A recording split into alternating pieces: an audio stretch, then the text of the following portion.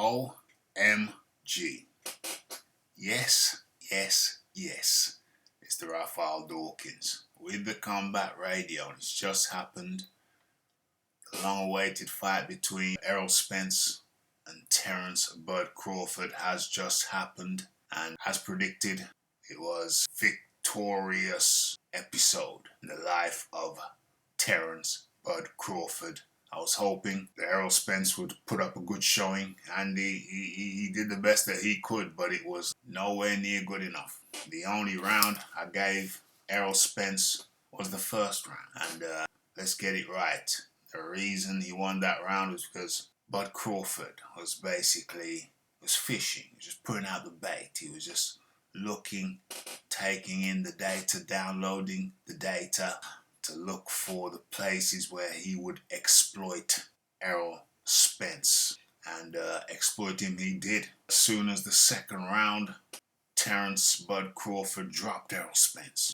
At that point, I was hoping Spence would be able to put up a great fight, but he simply could not. Bud Crawford just had too much variety. I talked about that on the Monday show, the live show, the original wrap-up show. Broke it down with John Daly.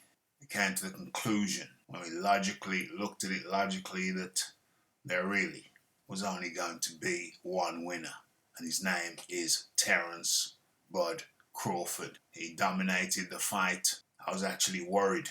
I was actually worried for Errol Spence because, as we know, a couple of years prior to that, he was in a serious car accident.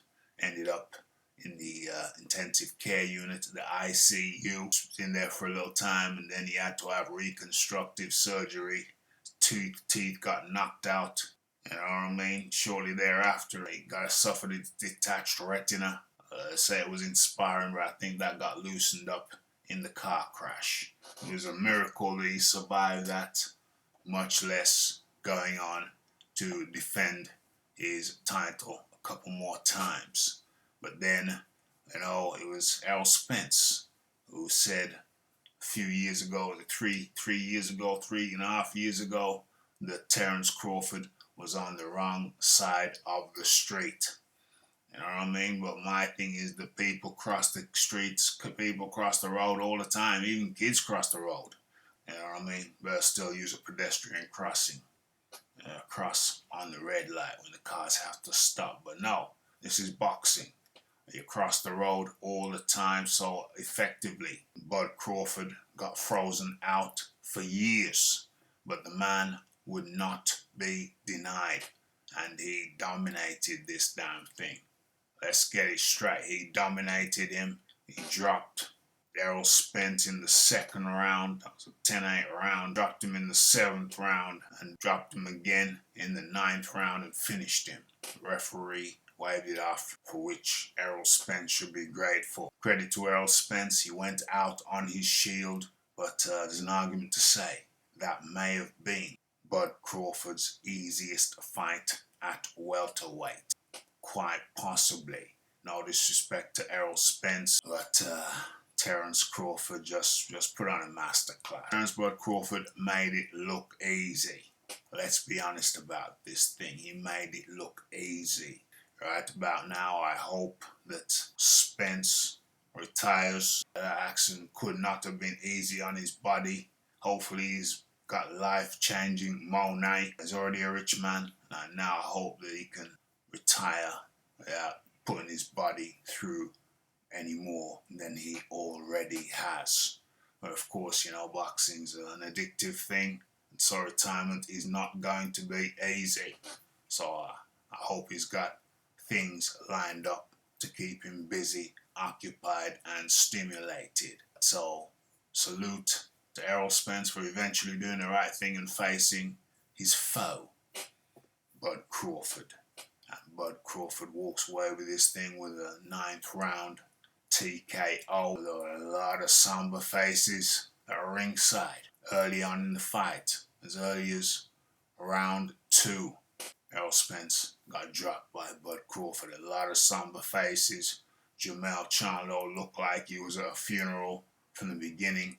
Didn't see Jamal, don't know where the hell he was. He got the slap from Kelly Plant, and then his ex-wife got beat up by Jamel Charlo's current wife or girlfriend, significant other.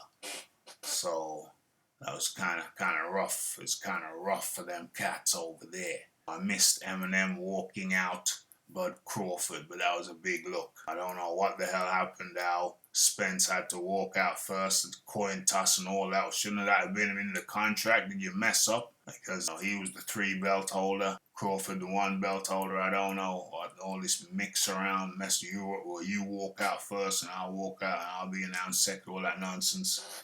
Should have been quite simple, but anyway, all that fades into irrelevance because now we have Terence Crawford being undisputed in his second weight category. I think he's the first man to be undisputed in 2 different weight categories in the 4-belt era. OMG. What else did I want to say? Yes, Bud Crawford, for me, hands down, pound for pound, numero uno. Numero uno. So what say you? It's the Raphael Dawkins, the Combat Radio. It's the Have Your Say. It's the like, subscribe, comment, share. And we're going to talk about this more in the live show. Boxing Talk with Rafi, the original wrap-up show. Don't settle for any fake imitations. It's Raphael Dawkins, Combat Radio. And I'm out.